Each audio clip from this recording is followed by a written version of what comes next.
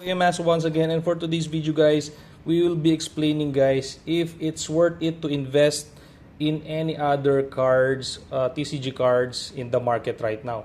So as you all know, we have these new One Piece cards, we have these Digimon cards, and any other cards, TCG cards coming up, and we'll be discussing today if it's really worth it to invest on them, or it's better if we will stick to the old set up or old cards like Magic the Gathering and of course the Pokemon cards.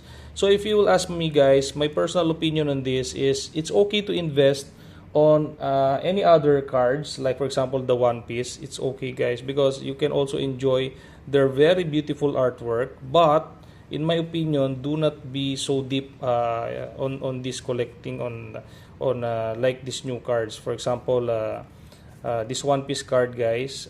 This one, if you cut this card, there is no ink inside, so it's very easy to replicate.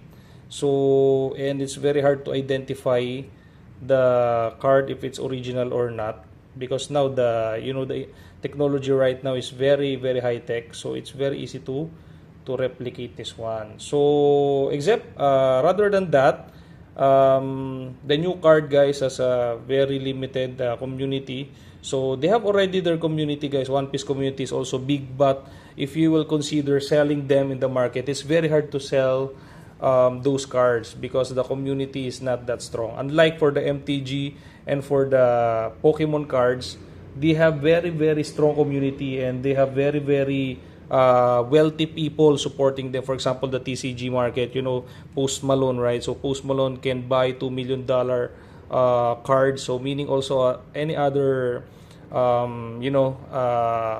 member on the community is also strong.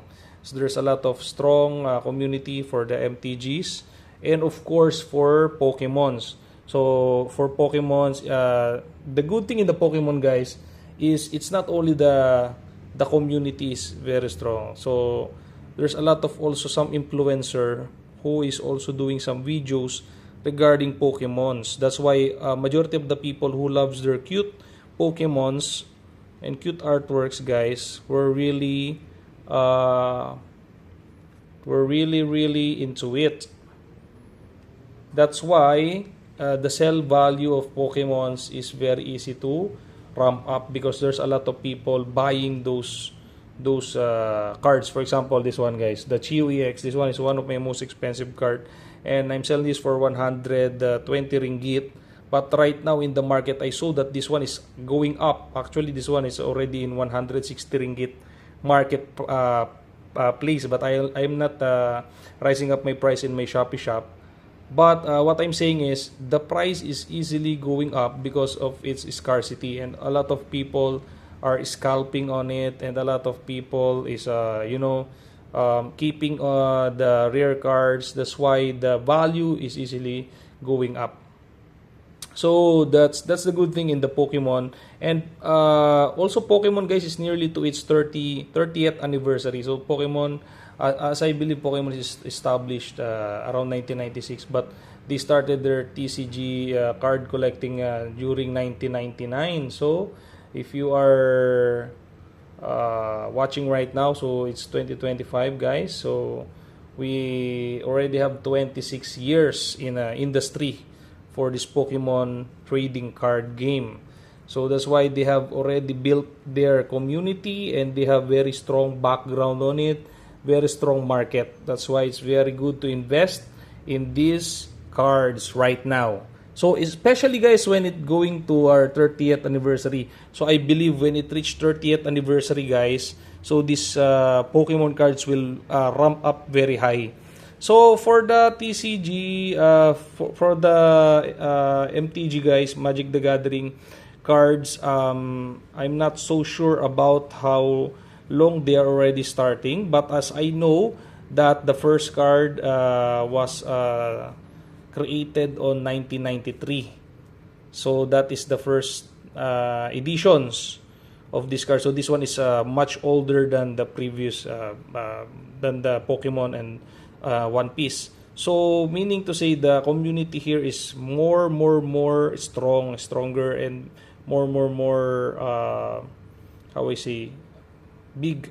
So if it's 1993, then now it's 2025, right? So it's 32 years already, guys. So they have already 32 years of community, and that's not easy, guys, to maintain such numbers. But imagine if this MTG goes 35th years anniversary, then probably their cards will of course ramp up again.